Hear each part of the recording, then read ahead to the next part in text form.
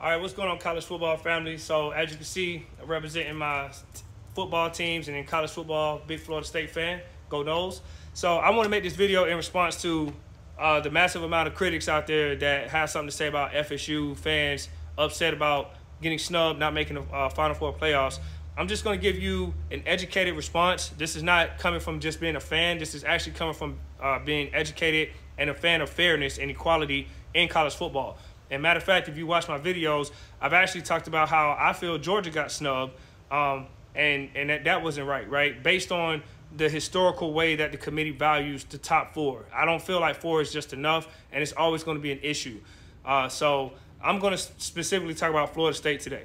So the criticisms is that FSU is not worthy of making the top four because Jordan Travis got hurt. Let's be real. They're looking at Florida and Louisville and letting those two games and those two performances by two different backup quarterbacks supersede an entire season that Florida State did to get here, right? They don't care that it was said at the beginning of the year, if you want to make the championship or the playoffs, you got to schedule somebody hard, non-conference. So Florida State put LSU on the schedule, and they dominated them, right? An SEC school who's coming from the mighty SEC. Florida State did that. They beat Florida, another SEC school. Whether they're up or down in people's eyes, at the end of the day, these are still two premier SEC schools that Florida State beat.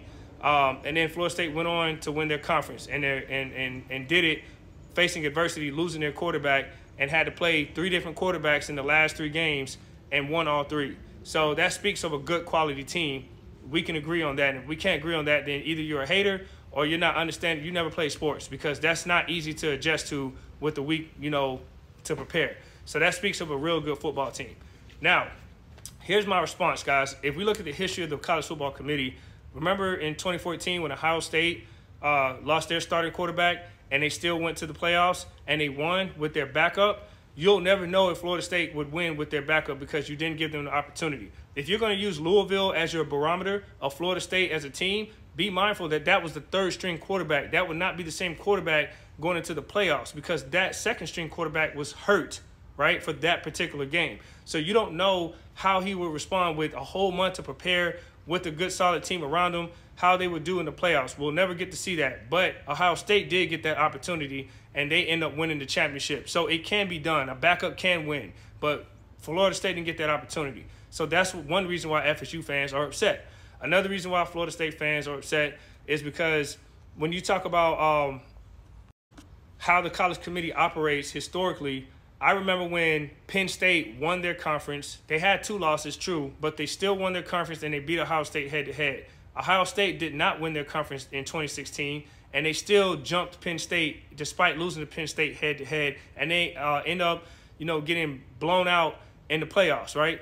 So this is the thing. When you see a team win their conference, and it's talked about all year by the committee that conference matters, championship matters, performance matters, blah, blah, blah, wins, you can't lose, and you check all the boxes and you still get shafted from going, it just sends an inconsistent message. Yet Alabama could lose a game and they can go to the championship and come from number 8 all the way up into the top 4. And Georgia, who's been 3 years, consistently winning, loses one game in like 3 years, and all of a sudden they drop out of the top 4.